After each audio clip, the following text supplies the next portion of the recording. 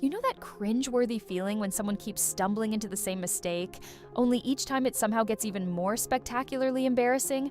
Well, Jojo Siwa just claimed the crown for that exact energy with what might be her most bewildering era yet. She quietly erased her entire identity, swapping her familiar persona for Joelle, all while launching a $2,000 per person luxury cruise, complete with bow-making workshops for kids, dance classes for 10-year-olds, and posting AI-generated images of her future children with her boyfriend. And through it all, she's insisting she's an edgy, mature adult artist. This isn't just another celebrity rebrand gone sideways, it's a full-blown identity crisis on display.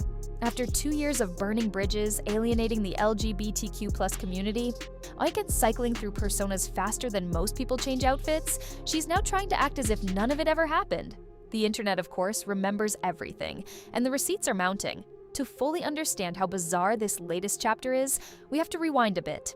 In 2023, Jojo attempted to rebrand as an edgy adult with her song Karma, claiming to have invented gay pop, dressing in black leather, and posing as a rebellious bad girl. The result? A spectacular crash and burn that only set the stage for the chaos unfolding now. Jojo Siwa's roller coaster of rebrands has officially reached peak chaos. After appearing on Celebrity Big Brother, where she cheated on her girlfriend live on television with 33-year-old Love Island star Hughes, she pivoted immediately to a wholesome, Martradwife-inspired aesthetic with her Bette Davis Eyes cover. Fast forward to 2026, and instead of learning from past disasters, she's doubled down, changing her name to Joelle across all her social media and launching a series of luxury, high-priced ventures that completely contradict the image she claims to embody. For someone whose brand has been Jojo Siwa for over a decade, this is seismic. At the end of 2025, she teased the shift with a cryptic TikTok lip-syncing to her 2016 children's hit Boomerang, captioned to hint at her plans for 2026.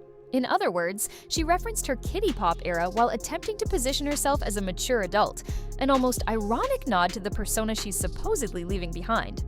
But unlike past rebrands, this one isn't just about a new aesthetic or music style.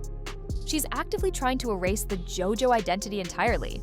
The catch? She's still doing everything that made her famous in the first place, just under a new name, hoping fans won't notice. Even Hughes is playing along, referring to her exclusively as Joelle in interviews and on social media, making it feel like a coordinated effort to wipe the past 2 years off the map. But the truth is, you can't just rebrand away from cheating scandals or claims of inventing a music genre. The internet never forgets. And speaking of contradictions, nothing highlights the absurdity quite like the Jojo Siwa cruise. Yep, you heard that right. Jojo Siwa is launching a luxury cruise aboard Royal Caribbean's Utopia of the Seas, and the promotional materials are downright wild. Guests can look forward to meet and greets with Jojo, Q&A sessions, more dance parties, and the pièce de résistance, a build-a-boat workshop. That's right, the same person who's been trying to distance herself from her bow-wearing child star image is now charging fans to make bows with her on a cruise ship. And the pricing? Absolutely outrageous. The cheapest interior cabin starts at over $2,000 per person for double occupancy, not including extras like $22 for a bow, $52 for a hoodie, $32 for a t-shirt, or a $50 plus swag bag. Clearly, this experience is designed to maximize revenue from families and young fans. But here's the catch. The cruise is entirely family-focused, with dance classes led by Jojo, a welcome party, the Infinity Heart concert at sea, and a farewell celebration. None of this is adult-oriented content. It's all kiddie activities marketed toward children and families.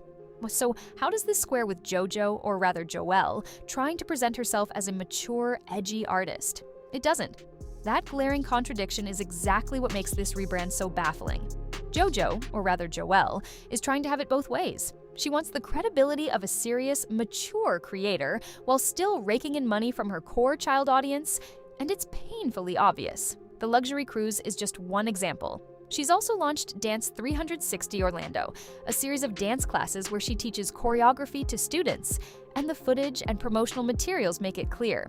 These are overwhelmingly young kids. These aren't adult dance workshops or professional development sessions. They're children's classes led by someone claiming to have moved past her child star image. In interviews, she's admitted how intimidating it is to walk through big fancy doors for studio appearances, yet the classes remain entirely family-friendly and kid-focused. Even her supposed adult tour during the Karma era had a 14-plus age restriction, far from 18 or 21, because she knows her audience is still children and young teens, not adults. But she's desperately trying to pretend otherwise to gain credibility as a mature artist.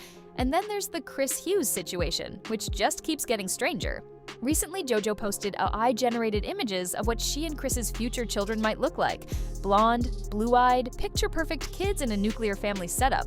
The post left people either horrified or baffled, perfectly encapsulating the surreal contradictions of her current rebrand. The reactions to Jojo's AI-generated children ranged from confused to horrified, with some calling them sweet, but most unsure what to make of someone posting images of hypothetical kids with a boyfriend she's been with for less than a year. Things get even stranger when you factor in her recent interview comments about potentially proposing to Chris herself if he took too long. He shut it down immediately, saying he'd be uncomfortable with the idea, and even adding, "I don't think you should propose directly to her face." The power dynamics here are striking. Jojo, long celebrated as a confident, independent figure, is now with a partner who clearly favors traditional roles, wanting to maintain control while she seems to be bending to fit his expectations. Her interviews further reveal just how conflicted she is. She admitted that after the Karma release, much of what she did wasn't authentically her. She said her team pushed her in directions she didn't want, forcing her to perform a persona, the manufactured bad girl. Yet she also claimed that Karma itself was genuinely her and something she wanted to create. The contradiction is stark. Was any of her recent persona authentic, or was it all carefully constructed, a brand exercise disguised as personal expression? It's a question that continues to haunt Jojo's ever-evolving image. In another interview, Jojo admitted she now keeps a guard up around LGBTQ+ people, unsure if they like or hate her. She described being flipped off while driving, having people stand outside her studio with middle fingers raised, and being laughed at in public. It's believable, given how she positioned herself as an LGBTQ+ icon, the so-called queen of gay pop, only to enter a straight-passing relationship after cheating on her girlfriend on live TV. She even admitted she doesn't like the sound of the word lesbian, which only adds to the contradictions in her public image. And that's the core problem with the Joelle rebrand.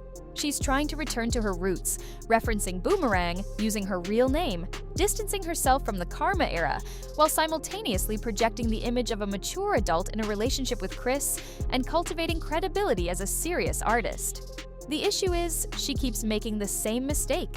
Instead of committing to one lane, she tries to appeal to everyone, and in the process, ends up appealing to no one. So the question remains, will this latest rebrand stick? Or is Jojo destined to keep cycling through identities until the internet stops caring? Drop your thoughts in the comments, and I'll see you in the next video. Peace!